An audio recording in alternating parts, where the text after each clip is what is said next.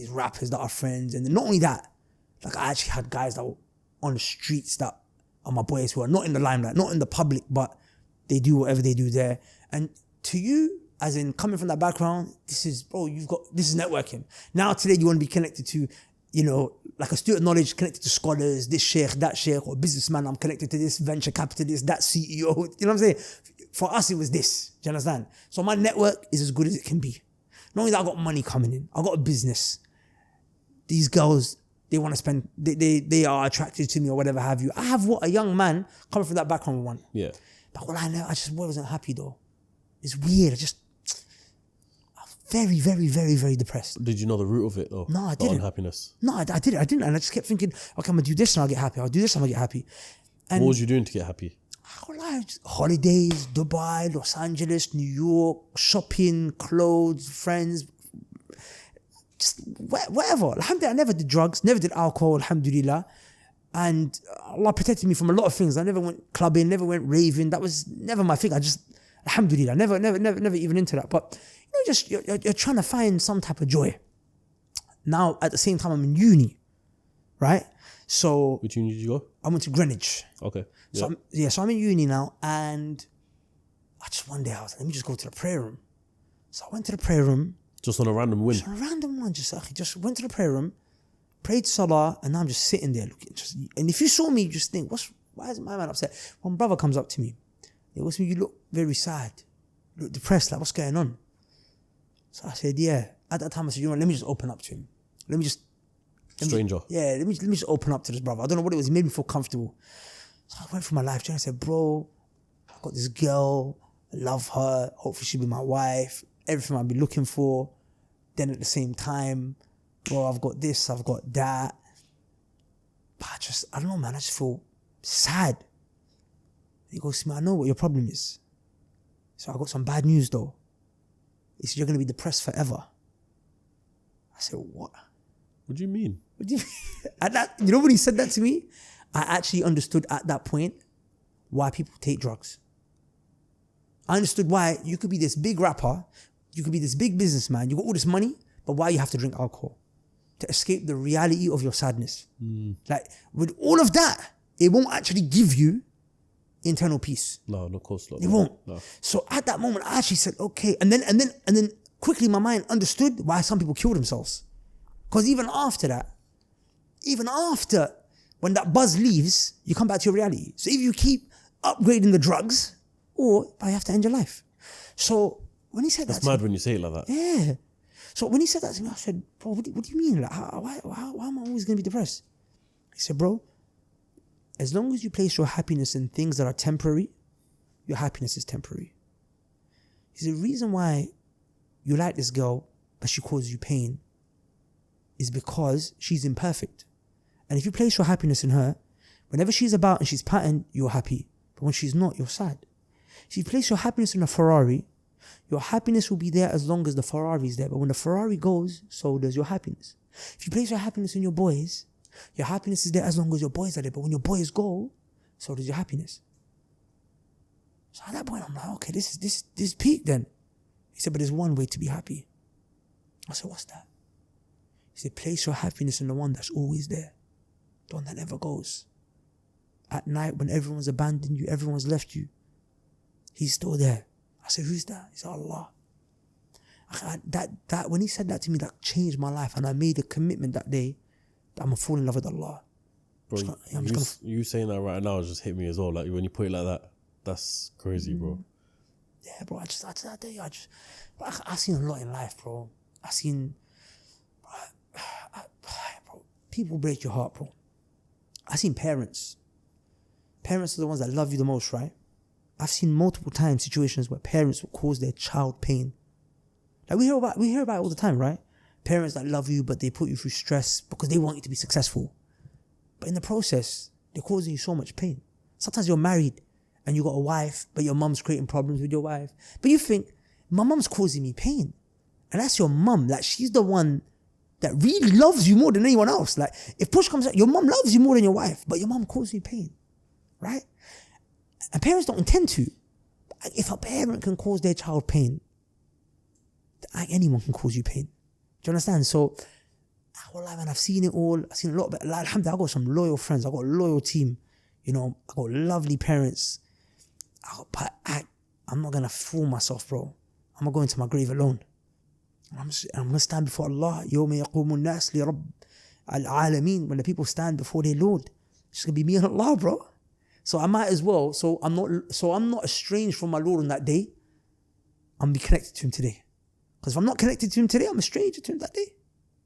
That's what it is. At that point there, did your life flip, I suppose, right side up then? Was that almost a reflection point to think, I need to fix up, I need to get rid of this, I need to do all these sort of things and be on my deen? So at the time, you know what's crazy? Is that I wasn't even thinking about the sins. So I wasn't thinking that I should stop talking to females. I wasn't thinking I should leave off music. I wasn't even thinking that. I was just like, okay, cool. So I need to learn about Allah. Because you can't love someone you don't know. And number two, I need to have a relationship with Him. Right? So the relationship with Allah is salah. Salah in Arabic comes from the word sila, which means connection. You know, like this, the phone line, etisalat. Etisalat, it means connection. Okay. So it comes from the same word. Yeah. Sila, connection. So salah is connection between you and Allah. So I say, okay, cool. So I'm going to start praying. And number two, I'm going to start learning about Allah. Because every time I would learn about Allah, it would just increase my iman. I'm like, oh, that's my Lord. Okay. He forgives the sins. Oh, okay. He's watching me right now. Even when I'm sleeping, He's watching me. Okay. Every time I learn about Allah, it makes me feel good. And then every time I'm learning, my salah is getting better. I had no intention to stop talking to females. I had no intention to stop listening to music. I just walked into the studio one day and my business partner that was with me, he helped me set up the studio up. I just looked at him and I said, bro, this place is evil. So I've got a headache just being here. As soon as I walked in. Was he Muslim or? He's Muslim, yeah. Okay. Yeah. So I said, I got a headache just being here, bro. I just looked at him and said, I'm going to close this place down. He was like, yeah, cool. I just shut off the studio. But I never thought, let me stop listening to music. But I'm praying, I'm going to the masjid, praying. 6 months passed. I've stopped talking to women. I haven't listened to music. I actually remember 6 months passed and I looked in the mirror and I said, bro, you haven't listened to music. What's going on? It was only years later I came across this ayah in the Quran where Allah said, Inna salata tanha anil fahsha'i wal munkar. Allah said the prayer, it prohibits you from sins. When you pray, automatically the prayer pushes you towards good. The prayer protects you. The prayer says to you, it's like prohibit, like it says to you, no, you're not doing this today. Because as your iman, as your heart is being filled with the love of Allah and His belief in Allah, it wants more of that which is pleasing to Allah. It wants to connect to Allah. And it doesn't want the things that displease Allah. It's the fitrah, it's the soul. It's naturally, Allah made this system inside you. Yeah. So the soul's now content. Right. So then, and that's why I always tell brothers, I say, look, you got to leave the sin. But don't focus on just leaving the sin. Also focus on building the heart, good deeds. That's why in Ramadan, we don't realize, why is it that it's so much easier to do good deeds? Because shaitan locked up. That's one. But there's also another. Go on. You're doing good deeds. When you do good deeds, your iman increases. You know, fasting, this is a pillar of Islam.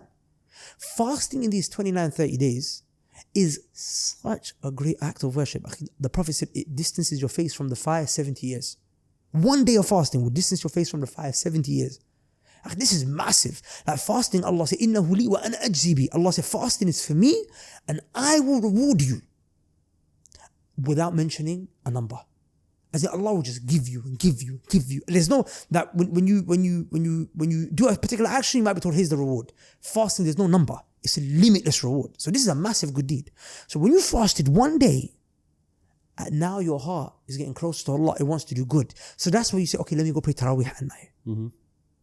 Okay, cool. Now I pray Taraweeh at night. I fasted in the day and I prayed at night. The next day, I want to do more good. Especially when I'm fasting again and I'm praying at night and I'm praying. So I'm actually strengthening my heart. So yeah, one side is shaitan's locked up, so it's easier to not do the sin. But at the same time, I'm getting stronger in terms of my faith. The problem is, what we do is that as soon as Ramadan finishes and Eid kicks in, everyone loses focus and they give in to shaitan straight away. So it just gets a little capture of the heart. But if only we realize it's not just stay away from the sin, but it's also carry on doing the good deeds. Yeah, you have to keep the habit of what you built in Ramadan and keep it outside of Ramadan as well. And you know, it's mad as well because I don't even want to expose too much about what I'm about to say. May cut it out the podcast, but I remember like, you have 1 month in the whole 12 months to build a solid connection with Allah, build a solid with the connection in the Quran, and then to do that after. To me, I always saw that is wild, and I'm sure there's probably a load of people around the world who may do the same sort of thing as well. It's sad because, you know, like Eid is actually a celebration. People don't even realize what we celebrating. If you ask me, what are you celebrating? Like, what is the celebration? The celebration is that we did good deeds that got us to a point where we are now guided and our iman is high. As in, we're celebrating the fact that we done something that's going to get us to Jannah now. Yeah. So does it make sense that you celebrate with things that are actions of the hellfire? Yeah, it don't make no sense. Makes no sense. I used to just think all the time, yep, Shaitan's back in action. Yeah, literally. Chains are unleashed. Bro, you can tell. Literally. You can tell. Bro, you can actually tell. You can feel it in your heart. Yeah. You can genuinely feel it when the Shaitan's not here.